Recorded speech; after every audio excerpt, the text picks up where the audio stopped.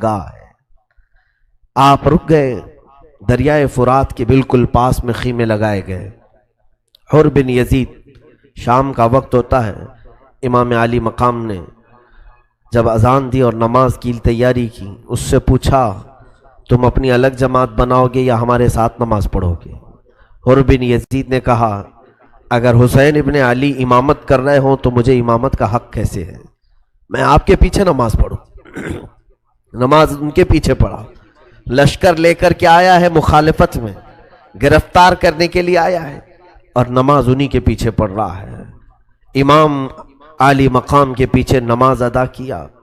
اس کے بعد امام حسین ابن علی رضی اللہ تعالیٰ عنہ نے اس سے کہا کہ دیکھو ہم صلح کی بات کرتے ہیں، ہم امن کی بات کرتے ہیں، تم لکھ کر کے بھیجو کہ ہم جنگ نہیں چاہتے، قتل نہیں چاہتے، خون ریزی نہیں چاہتے، میں تمہارے لیے صلح کی بات پیش کرتا ہوں۔ اس نے حاکم کوفہ عبید اللہ ابن زیاد کے پاس خط لکھا کہ حسین لڑنا نہیں چاہتے ہیں اور ہم نے ان کا راستہ روکا ہوا ہے۔ خط آنے کے بعد اس کو حر بن یزید کی بات پر یقین نہیں آیا۔ اس نے عمرو بن سعد نامی ایک شخص جو سعد ابن ابی وقاص رضی اللہ تعالیٰ عنہ کا بیٹا ہے، عشرہ مبشرہ میں سے ہیں وہ صحابی، ان کا بیٹا ہے عمرو، اسے ایران کی حکومت دینے کا اسے لالچ دی گئی تھی، اور اس لالچ میں وہ ایران پر چڑھائی کرنے کے لیے جا رہا تھا۔ حاکم کوفہ ابن زیاد نے اسے طلب کیا اور کہا کہ پہلے تو حسین کا یہ معاملہ نپٹ، اس کے بعد تجھے ایران بھیجا جائے گا۔ وہ 4000 کا لشکر لے کر کے آیا اور اسے امام حسین ابن علی کے پاس بھیجا گیا۔ اچانک رات کو امام حسین رضی اللہ تعالیٰ عنہ 2 محرم کو کربلا اتر چکے تھے۔ یہ 2 محرم کی تاریخ تھی جب آپ کربلا اتر چکے تھے، اور 7 محرم آئی جب تک تو دریائے فرات پر پورا قبضہ آپ کا تھا۔ ابن سعد رات کو آیا، 4000 کا لشکر لے کر گھوڑے دوڑاتے ہوئے آئے۔ بی بی زینب اور کئی عورتیں سیدنا امام حسین کے خیمے میں آئیں اور کہنے لگیں کہ یہاں پر اچانک بڑی فوج آ رہی ہے۔ تو امام حسین رضی اللہ تعالیٰ عنہ باہر نکل کر کے دیکھتے ہیں ایک بڑا لشکر آیا ہے، 4000 فوجی اس میں ہیں۔ تو فوجیوں کے امیر سپہ سالار کو طلب کیا، پوچھا کہ کیا ماجرا ہے؟ عمرو بن سعد آگے بڑھا اور کہا اے حسین ابن علی، جبکہ وہ عمرو بن سعد امام حسین کی ساری فضیلتوں سے اچھی طرح واقف تھا۔ وہ جانتا تھا کہ رسول اللہ کے نواسے ہیں، ان کی فضیلت میں کیا کیا حدیثیں ہیں، اسے سب معلوم تھا، لیکن برا ہو دنیا کی لالچ کا اور حکومت کے تخت کا۔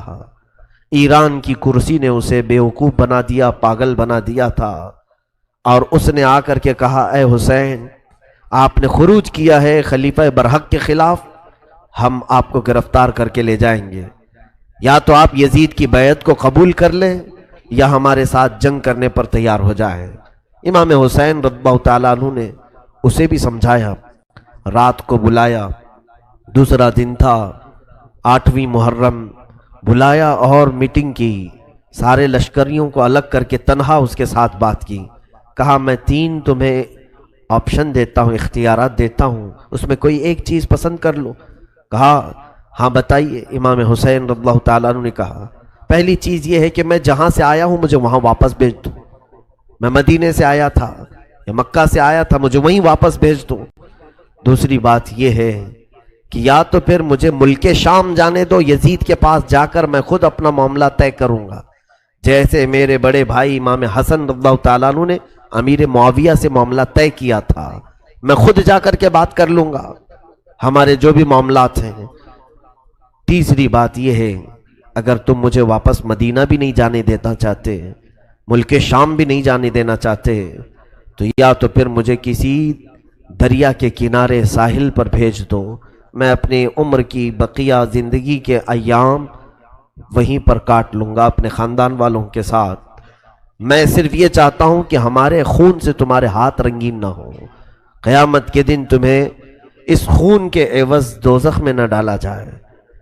عمرو بن سعد کو ان کی بات کا اثر ہوا، اس نے پھر ابن زیاد کو خط لکھ کر بھیجا کہ اچھا ہوا کہ معاملہ سلجھ گیا، حسین لڑنے کے لیے نہیں آئے ہیں۔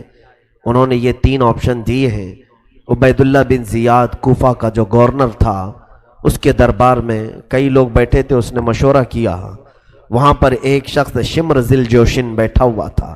اس نے کہا واللہ اگر حسین کو آپ نے واپس پلٹا دیا تو آپ کی ذلت ہو جائے گی، وہ آپ کے علاقے میں آئے ہیں اور آپ کی اطاعت کیے بغیر وہ واپس چلے جائیں گے۔ اور رہی بات عمرو بن سعد کی، ہم نے سنا ہے کہ رات بھر بیٹھ کر کے حسین کے ساتھ میٹنگیں کرتا ہے، وہ ان سے جا کر کے مل لیا ہے۔ اس بدبخت ظالم نے عبید اللہ بن زیاد کے دماغ کو چڑھایا اور اس کے بعد ابن زیاد نے ایک بڑی فوج اس کے ہاتھ دے کر بھیجا کہ جاؤ کربلا میں عمرو بن سعد سے کہنا کہ حسین سے کہیں پہلے میری اطاعت کریں، حاکم کوفہ ابن زیاد کی اطاعت کریں اور سر جھکا کر ہمارے پاس آئیں، پھر ہم آپ کو یزید کے پاس بھیجیں گے، اور یا نہیں مانتے تو انہیں قتل کر دو اور ان کے جسموں کو رون دو۔ شمر ذل جوشن کو یہ پیغام دیا اور کہا عمرو بن سعد کو یہ بتا دینا، اور اگر عمرو بن سعد نہ مانے تو پہلے اس کا سر کاٹ لینا اور تم اس کی فوج کو اپنے حوالے کر اپنے تابع میں لے لینا۔ یہ شمر ذل جوشن کئی ہزار کا لشکر لے کر پھر کربلا میں پہنچا۔ یہ 9 محرم تھی۔ یہ جو کمک پہنچتی رہی فوج کی، 1000 کا لشکر لے کر حر بن یزید سب سے پہلے آیا تھا، جس نے پانی پیا امام کے ہاتھ، راستہ روکا اور ان کو کربلا پر اترنے پہ مجبور کیا۔ پھر عمرو بن سعد 4000 کا لشکر لے کر آیا، پھر شمر ذل جوشن یہ کئی ہزار کا لشکر لے کر آیا۔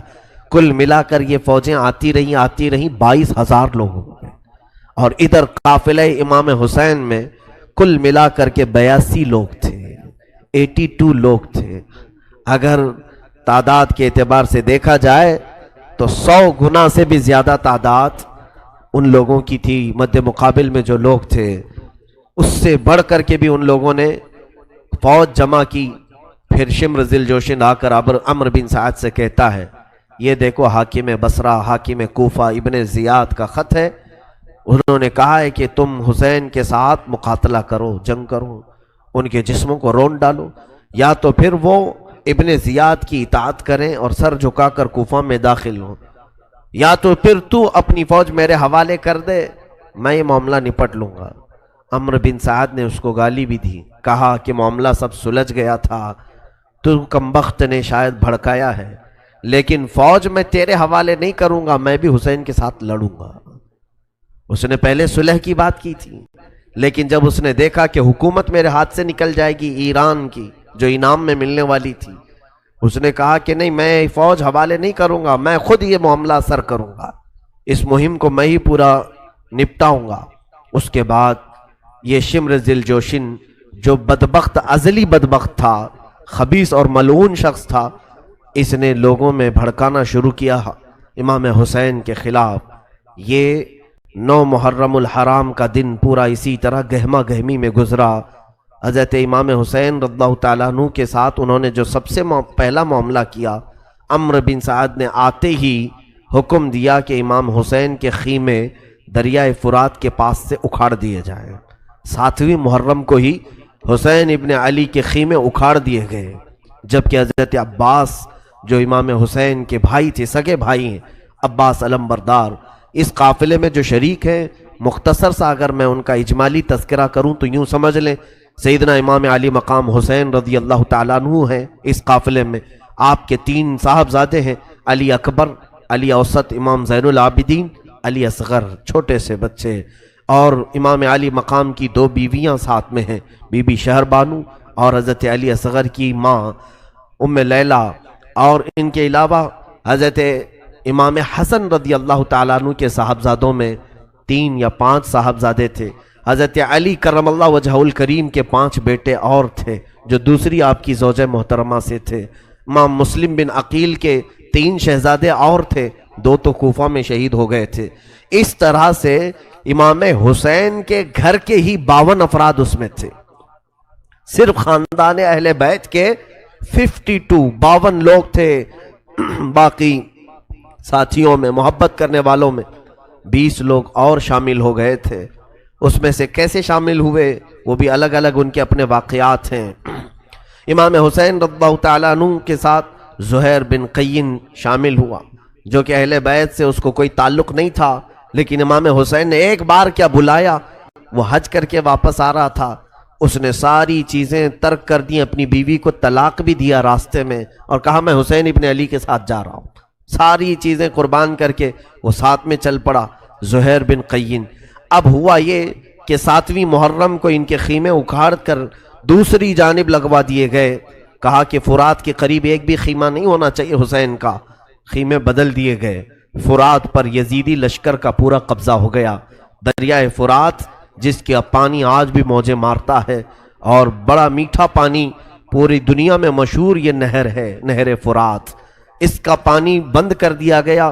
7 محرم سے امام علی مقام کے پورے قبیلے، پورے خاندان پر پانی کو بند کر دیا گیا تھا۔